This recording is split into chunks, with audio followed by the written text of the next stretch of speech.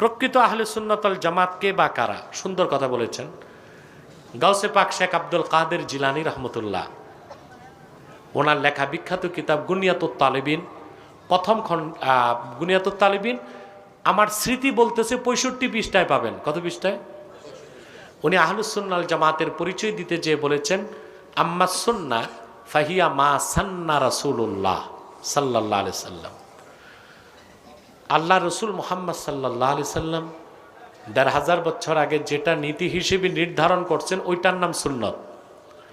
আর যে বিষয়গুলোর উপর সাহাবায়ে কেরাম একমত হয়েছেন, বুঝলেন, ওইটা হচ্ছে জামাতগত বিষয়।